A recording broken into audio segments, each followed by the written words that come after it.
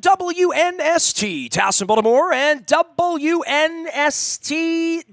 I've been doing this for about 29 years now, doing sports radio, so I guess about 29 spring trainings. I don't know that we've ever had a spring training here where we have not talked baseball with Ken Singleton.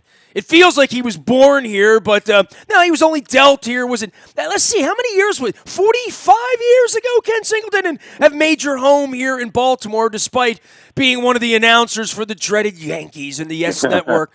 Happy spring to you, and I know for guys like you that played the game, everywhere you go, you take the game with you. It's the biggest part of your life, and every airport you're in, every golf course you're on, because I know you golf, despite the fact that you're not calling 162 games anymore. I would think that of all the things we've ever talked about, you've had to talk about this one the last couple of months, talking about baseball, probably when you'd rather be talking about the Terps or something else right now, right? Well, I know the Terps are playing pretty well, and that's good. We got March Madness coming up, and hopefully they go far into the tournament, if not winning it all. But you're right. We're getting to the point where it's spring training now, and it's time to talk about a little baseball.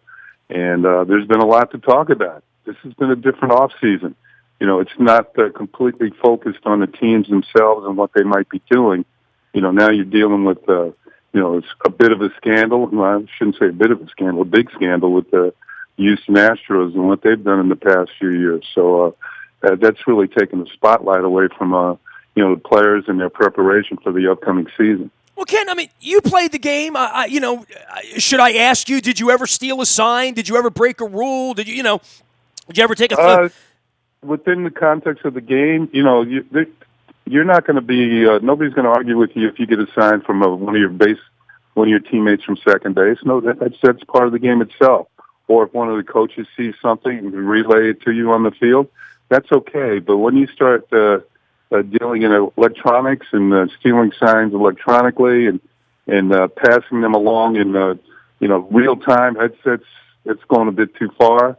And I think with all the modern technology, it was kind of bound to happen. That's the way I look at it, with all these iPads and monitors near the dugouts and the ability of the coaches to look at things, scouting reports and all that sort of thing. Somebody was bound to go too far, and the Houston Astros certainly did. Well, in this particular case, somebody has to be the judge. Somebody has to be the jury. Somebody has to hand out punishment, right?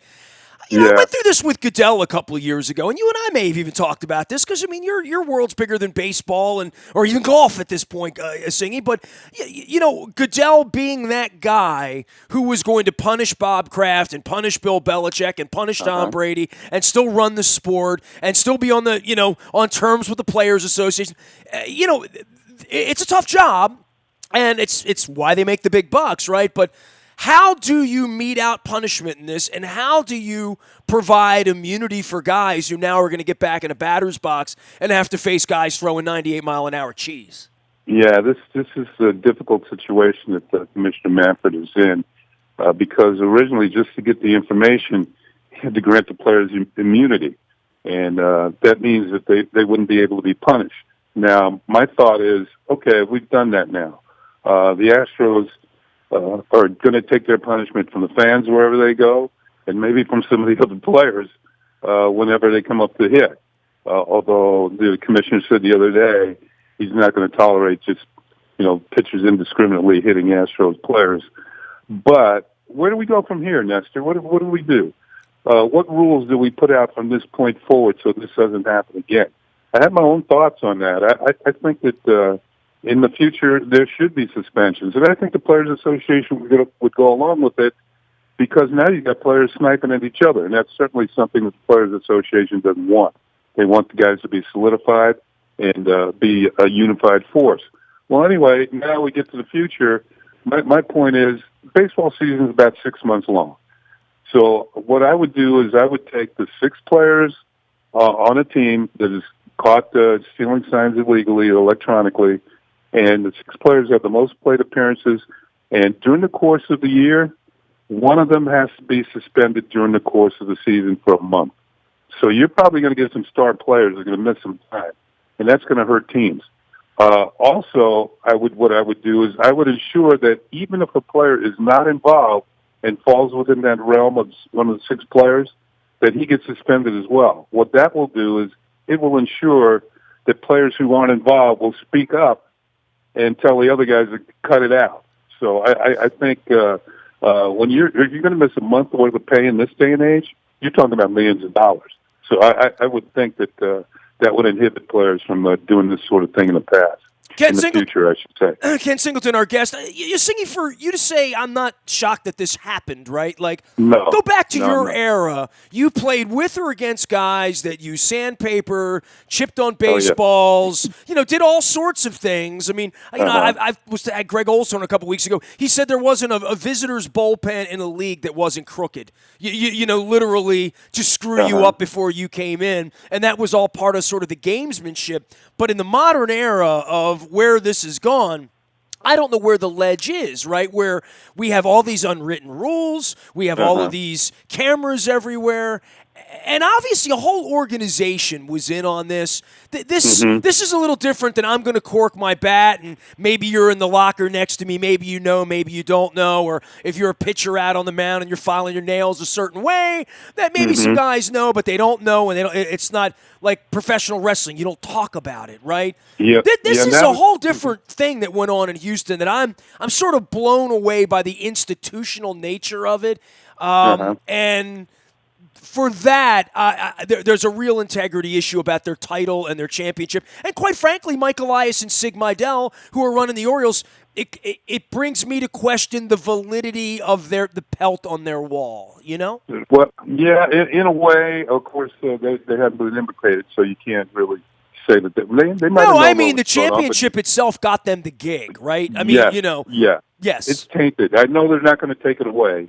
The commissioner is not going to take it with it, but it is tainted forever. This is this goes back like 100 years ago when the White Sox blew the World Series. I mean, this is a tainted World Series, and the Houston Astros is going to have to live with it forever. And now as opposed to then, there's video proof of things that went on. And every day you hear a story of a pitcher who got lit up in Houston. He might have been pitching well. All other places, but when they got to Houston, they got lit up. You look at the playoffs against division series when they played against the Rays. Tyler Glasnow is one of the hardest throwers in the league, and they lit him up the first time through the order. And I was watching this, and I'm saying, this guy throws really good to be getting hit this hard. I think Alex Cobb of the Orioles a couple of years ago when he was with the Rays, he mentioned that he came in there, and he had his shortest outing of the year. He got knocked around. I can't remember the pitcher's name in Seattle, a young kid who was pitching well every place else until he got to Houston, and he got lit up. Another kid from, I think it was Toronto, who is actually suing the Houston Astros because he pitched, got lit up, never pitched in the big leagues again. And he's saying he doesn't want the money for himself. He wants to send it to charity. Well, all of the fallout and all of the anger, and then Altuve has to get in the batter's box at some point at Yankee Stadium. Oh, right? Yeah. Well, that's not going to happen until September. The Houston Astros won't come to New York until September. The Yankees go to Houston in May. You know what's going to be interesting to me, Nestor, to see how the Houston fans react to their own team. I mean, I'm ashamed for them, right? Like, I'm thinking, if this were my group, that's why I take it to Elias and Mejdal, and you know where I am on the Orioles. They're going to lose another 100 games. We can't even really talk about the Orioles other than to say, hey, they're rebuilding, good on them, maybe one day they will, whatever. I'm more worried about the leasing. There's 162 home games left on this lease that was signed in 1991. I'm worried about the future of baseball. I'm worried about how you pick yourself back up. But to your point, those Houston fans are rabid. I mean, my dear friend John McClain. I mean, look, it's almost like politics. You just, whatever side you're on, you just claim denial and willful ignorance, and you go back to the ballpark. I've got Astros friends. Yeah, they're like, we got the championship, and they all apologize. Now let's move on and play baseball. And I'm like, it's not going to be that easy in 29 other places. And I got to think some owners are pissed. I got to think if John Angelos really loves the Orioles, he can't be real happy about this. I got to think that Cashman and Steinbrenner, I got to think that everybody who is competitive is angry about this. Yeah, I know the Yankees aren't happy about it because they're the ones who suffered, one of the teams that really suffered getting knocked out of the playoffs that year. Joe Girardi got fired because of that. Now, of course, he got a job in Philadelphia, but when the Yankees lost in 2017 in the championship series, remember, in that championship series, the Astros won all the home games. They lost every game in New York. Last year, when I give the Nationals a lot of credit for being able to beat Houston in the World Series, and not only that, the Nationals won every game in Houston. Now, I have since found out that they changed the signs for every hitter that came to the plate. So they were prepared for this nonsense that was rumored to be going along by the Houston Astros. So every pitcher on the mound had 5 different set of signs. And so they were prepared, and they won it. I give them a lot of credit for being prepared and getting it done. I know that with the Astro fans, forget the Astro fans and how they're going to react to their own team. How are other teams going to react to the Astros when they start the season? You know how you hit the ballpark early and the players come over and they shake hands or are at batting cage, or you see players, a runner at second base, the shortstop comes over and talks to them. How are the other teams around the league going to react to the Houston Astros now? I think these guys are going to be somewhat ostracized, and that there's a lot of ticked off players around Major League Baseball right now. Ken Singleton, our guest, the man, the myth, the legend, still residing here in the Charm City while calling baseball for the New York Yankees. I mean, this is taking up so much oxygen, right, about conversation and fairness and integrity and character. It's almost like we're talking about politics in a political season. But we're going to play baseball. Like, there are going to be teams and things happening, and we haven't even mentioned the Red Sox. Like, I mean, your Yankees and Orioles, and everybody hates the Red Sox. Boy, there hasn't been much that ripped them apart more than this scandal and Cora, and now Beltran out with the Mets, and this has had tentacles. This has been a ripple effect, and to your point, mentioning Girardi and these young pitchers, this has affected people's lives. This has changed the trajectory of the sport for a couple of years, and I don't think this is going to be just as easy as we're going to roll the ball out and just play baseball this year. I don't think it's going to go away that quickly. Yeah, I don't think so either. I think one thing that you have to realize that sports, and I know you feel this way too, that sports is the ultimate in reality TV. Fans have to know what they're watching or what they're paying to see at a ballpark is real. If they have a feeling that it's not that way, it's not on the up and up, they're not going to come. This is what happened. The Sox blew the World Series, and they threw the World Series in 1919. There was a downturn in baseball attendance because fans didn't believe. Of course, there was no TV then. There was no real radio. There wasn't the social media that there is now. So that might be even more of a downturn for baseball if that happens. Now, to me, that's the real danger here. In those days, Babe Ruth came along and he saved the sport. He turned on the power, and people wanted to see this big-time home run hitter. And all of a sudden, there became more players like him around, and baseball had a big comeback. Well, they don't need that now. There's nobody out there like Babe Ruth. So I think that there's the real danger that people just say, well, I'm not going to spend my money on something that, might not be on the up and up. But it's almost like they're turning it into professional wrestling. It's scripted. Well, they don't want that. Well, I don't want that. You don't want that. I don't know what young people want, Singy. Do young people want baseball? I mean, you've lived up in Hunt Valley for a long time. You've lived in this community. We've seen lacrosse, in many circles. I got Frank Kelly coming on next week. I mean, it's lacrosse season here when it gets to be March, and it's a lot easier to be lacrosse season. And I know you and I with the graybeards in this, it's been a lot of bad baseball here in this ballpark over 28 years. There's like a lot of bad baseball, and we're in the middle of a lot of bad baseball. Team didn't put their tickets on sale a couple of weeks ago. They canceled their off-season carnival and did some caravan thing, rolling around for 50 fans here and 50 fans there and making a picture. Ken, I live here. I live downtown. I mean, we obviously have political issues here. We're running 20 different people for mayor in a couple of weeks. But getting people to love the Orioles, the way I loved you, and the way I love Mike Flanagan, and the way I love it when I see Rich Dower, and when I see Scotty McGregor, and I see Rick Dempsey, and the guys that were my guys. I don't know where that is. I see Adam Jones over in Japan holding his nose right now at all of this. Yeah, well, the thing is, that sort of thing, we won a game in the state. That was with the Orioles for 10 years. We had a winning record every year, a couple of World Series. They're not like that now. And to me, it takes a little while to get things going in the right direction.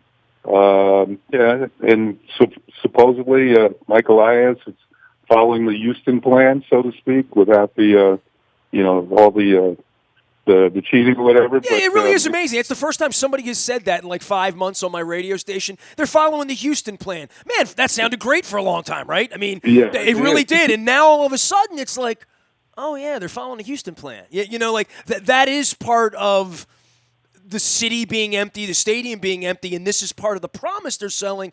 Boy, it's really put a little crinkle in the offseason for this franchise as well. And the other thing would be, I was walking around Washington all day Sunday singing, there's Nationals World Championship gear everywhere. That changes the Orioles in a big way for me too, I think. Yeah, if they can get back to that point, one thing, the Nationals are in a tough division, so are the Orioles for that matter. When you're in the division with the Yankees and the Red Sox, who are the big heavy hitters, especially financially. And then you get to the Rays, who I don't know how they do it. They are financially have the all the things to do, but they have the smarts, and they know how to run an organization. They know how to pick up players on the down low who come out and help them. And they're going to be tough again this year because they have good pitchers. That's simple as that. The Orioles are going to have to grow some pitchers in the minor leagues. Pick up some hitters wherever they can. I just look for them to make increments where they can get better. They have the win total gets better every single year, and they make a process of getting back in contention. Red Sox selling off their generational player? That's crazy, right? Yeah. I know there's a lot of Boston fans not happy about that. When you grow a player and he becomes one of the best in baseball, certainly one of the top 3 players in the game, or top 2 in Mookie Betts, and very popular. But they put themselves in that position where they felt that they needed to get under the luxury tax, and so somebody had to go. I don't think they felt that they were going to be able to sign Mookie Betts. They had made him some pretty good offers, not to the point there. I think Mookie was just determined to see what he could get on the free agent market. So Los Angeles Dodgers, I'm sure they're going to make him an offer as the year goes along here. And, of course, they're one of the teams that can afford a big major contract. But if Mookie is determined to become a free agent, then I think all heck's going to break loose, and he's going to set some records. Hard to beat a summer night in Chavez Ravine now. It's a pretty good place to be. Goodness. How about a spring day? I remember playing when I played for the Expos, and we had to play early part of the season, 30-degree weather, and we take that first West Coast trip to Los Angeles. It felt like you'd gone to heaven. I remember running out in the outfield and rolling around in the grass because, it's 70-something degrees, and it felt like perfect baseball weather. Man, it's always great to hear your voice. I know everybody in Baltimore likes to catch up with you from time to time, and I know you're moving from golf course to charity, from TV to Yankee Stadium. About 30 games this year for you. You've slowed it down. I mean, I remembered your farewell. I mean, you're kind of like the Who and the Rolling Stones. You never go away, man. You come back for another tour. Yeah, it's interesting because I'm kind of moonwalking my way out. I'm not doing as many games, but. The thing is that, I still enjoy my job. There's no problem there. I get to cover one of the best teams in baseball, and I've been with the Yankees for 24, 25 years now, and each year they've had a winning record. So it makes it fun to do in a limited basis. Say that again, 24 years, and they've always had a winning record. Every year, every single year. And in the early 2000s, they were going to the World Series and winning, 3 in a row one. And that was fun, too. Those Jeter years with Mariano and those guys, Posada, they were, Matsui, they were a great team. Great bunch of guys, too. We were the Washington Generals during that period. Yes, I remember it very, very well. Ken Singleton, you can find him on the YES Network. You probably find him on a golf course or probably in a grocery store somewhere up and down York Road. Always a pleasure, Singy. Take care of yourself. Happy wintering and spring to you. Enjoy your time in Florida, pal. Thank you. Hit him straight. Work on the putter there, Singy. Ken Singleton, Number 29 in your program, number 1 in your hearts, as always. You can find me out on the Bayou, Toyota.com, Audio Vault, 24 hours a day, talking baseball, football, basketball, Terps, free agency, Baltimore Positive with Mary Miller and Mary Washington. Hold April 14th, lunchtime on your calendar. We got some stuff heading into election season. We think you're going to dig around here. We're trying to make Baltimore better. Appreciate Don Moeller. Appreciate our friends at Fadley's. Moving out to Catonsville, as well as our dear friends at State Fair, where I'm headed a little later today for some shrimp and grits. How about that? I'm out in the Bayou, Toyota.com, Audio Vault, 24 hours a day from anywhere in the world on your mobile device by downloading the TuneIn radio app. We do come in crystal clear from anywhere in the world. The morning newspaper ships digitally to your email inbox, all brought to you by Planet Fitness and PlanetFitness.com, where it's always $5 down and $10 a month to get in the best shape of your life. Guaranteed. I am Nestor. We are WNST.net, AM 1570 at WNST Towson, Baltimore, and we never stop talking Baltimore sports with Baltimore legends like Ken Singleton.